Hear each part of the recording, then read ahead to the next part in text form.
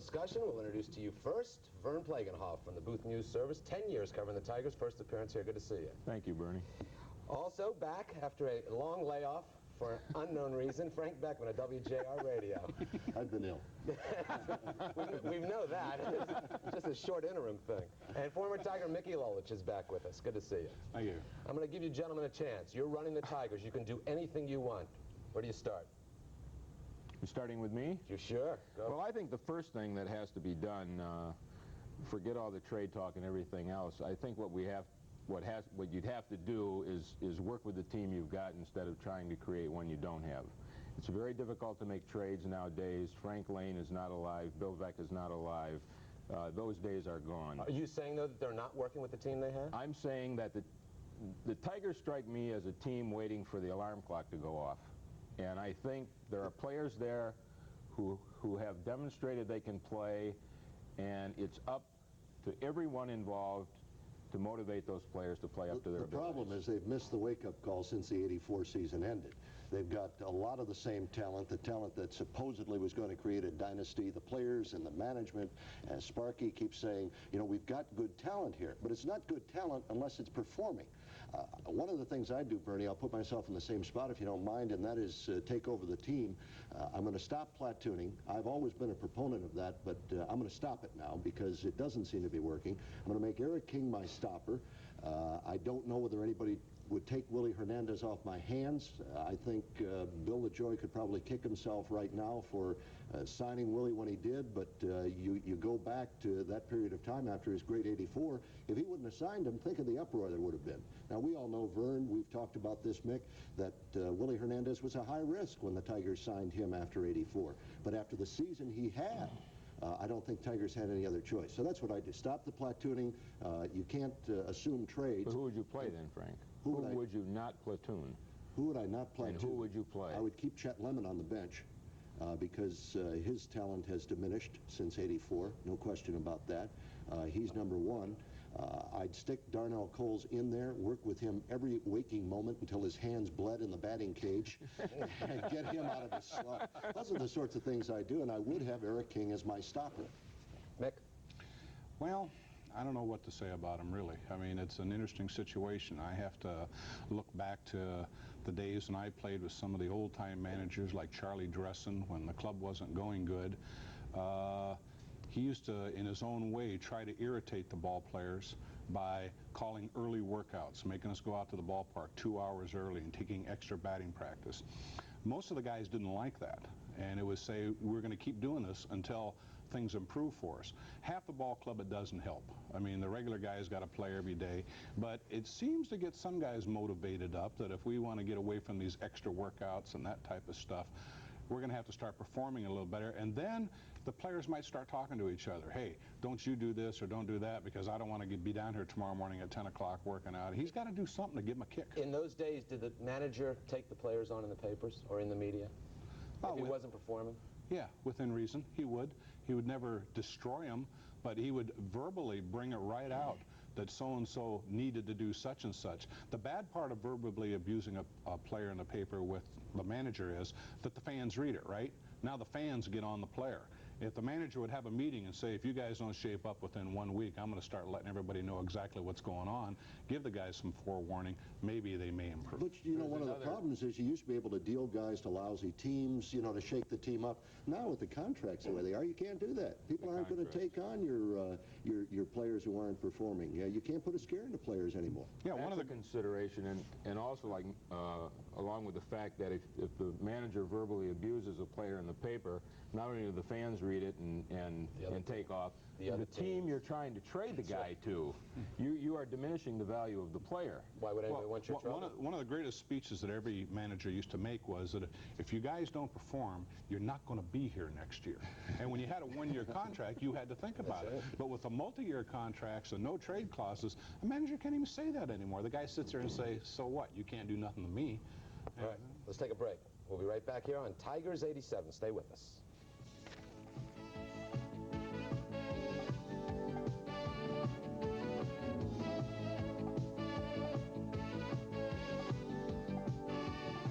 It was 1980, and I was started the season in the minor leagues and just gotten called up to the big leagues. And my first start was in Anaheim, and I didn't have time to get my mother a Mother's Day gift, so I said, well, I'll go out and get her a win here in Anaheim Stadium. She was in the stands and the whole thing, and we went out and I pitched my first major league shutout there, and so that was a great Mother's Day gift for her, and not such a bad one for myself either.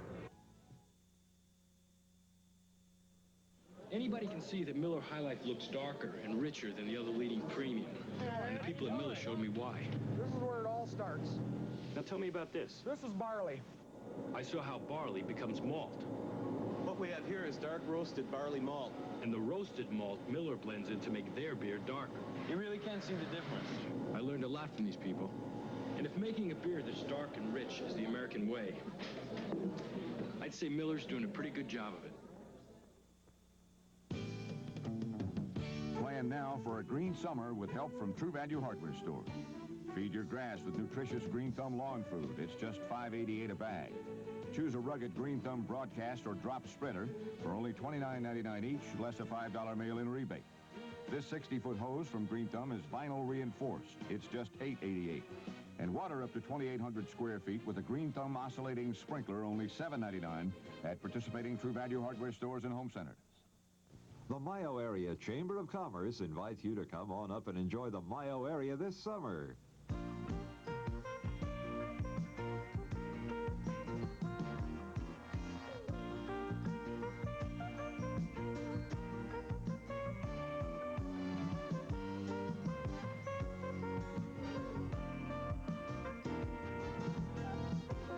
Call the Mayo Area Chamber of Commerce and start planning your summer today.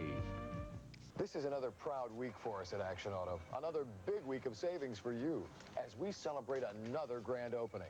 At all our Action Auto stores, you'll find special discounts on auto parts and service work. Delco shocks at just $8.99 or Delco struts for $10 off our everyday low price. We've put Kelly steel-belted radials on sale, too. Priced from $42.99 this week at Action Auto. Service, parts, gas, whatever you need for your car, whenever you need it. Just get into action.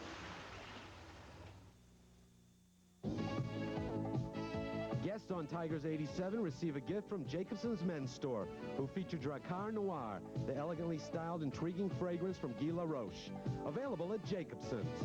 Or a gift certificate from Schifrin Jewelers, featuring Pulsar. The world knows a great watch when it sees one. Pulsar watches at Schifrin Jewelers.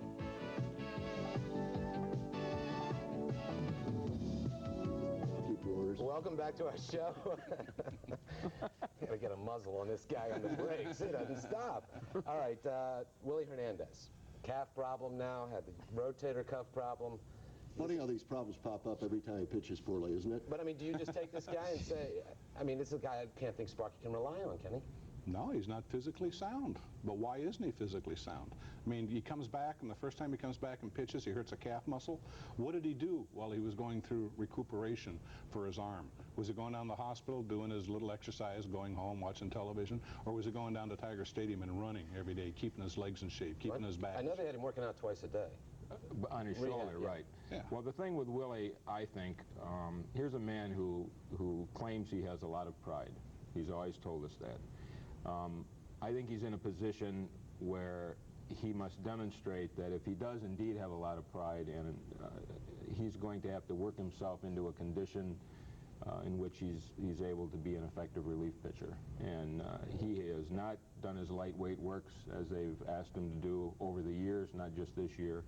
And he hasn't done a lot of exercising. And I think he's at a point, age-wise, where he may be closing in on a period where it's too late to repair himself. Yeah, Willie it reminds you of the guy who says, I don't want to do all that work because I want to be sick when I die, you know? And who said that? What guy said that? But you never, ever, Vern, you know this, down in spring training, you'd never see Willie working hard. No. Never. And you have to, as an athlete, as a pitcher especially. Youth will carry you to about age 30 years old. From 30 years old on is when you really have to start getting into physical training, lifting weights, doing extra running, body stretching, because old age is catching up with you after 30. It's hard to say that, What but makes it's true. it tough is that Hernandez is so important to the ball club. This club needs a stopper, and then he's been the guy who has done it to varying degrees the last 3 years. And without him, I don't really see how they can trade any pitcher on the staff, because King may or may not have to return to the bullpen to provide a stopper down there if Willie can't do it. So now, all this talk about Petry being traded, if you return King to the bullpen, Dan Petry becomes even more important. Will Petry be traded? Will anyone be traded? Will there be a deal? I don't think there will be a Petry deal anytime soon. I think that it's a situation where his salary is a consideration, but even more important than that, I think the bottom line is Hernandez, and if Hernandez can't pitch, you can't be weakening the strength of your ball club, which is pitching. They better hang on to what they've got there. Attendance. Is it too early to say this? The fans aren't coming out because this is not an enjoyable team? I mean, you got the Wings and the Pistons, Look who they've had in town, though, for the most part, too. Seattle and Oakland and the White Sox. Thank goodness for them, huh? The bottom Tigers would be something like 5-17, but no, I think it's too early, and I think the Tigers, in a way, are a little bit lucky that the Red Wings and Pistons are performing so well to take some of the heat off of them. Right. I mean, the average people that I talk to is they don't expect the Tigers to win the pennant. I mean, they've conceded that there's better ball clubs, but they want them to be respectable. And right now, they're not respectable, and people are, you know, they're down on them. How close are they to respectable? 10 weeks. 10 weeks? Right. I'd say I'm a firm believer. There's a ratio in baseball that really works. For every game that you're down in a loss column, you are 1 week away from the pennant. So they're 10 games behind. So they're 10 weeks out of the pennant race. It's going to take them 10 weeks to get back into the race. All right. So thank you. We'll see you again in June, right? July? Oh, no, I haven't even counted that right. Whenever hockey's done, right? That's right, whenever. All right. Vern, thank you. Enjoyed it. Okay, Vern. All right. Mickey, good seeing you. Frank, we enjoyed it. Nice to be back. And thank you much for watching. Stay right there. George and Al are next. Tigers take on the A's live from Tiger Stadium. Happy Mother's Day, everyone. Well, I was born, my birthday's on Monday. My birthday's been kind of a Mother's Day birthday, and I lived with my mother alone until I was about 5 or 6 years old. My mom was divorced real early, and so Mother's Day was always a special time. It was kind of like a birthday for both of us, and we spent a lot of them together, and I just want to get a chance to say Happy Mother's Day to my mom, and wish all those mothers out there a wonderful day.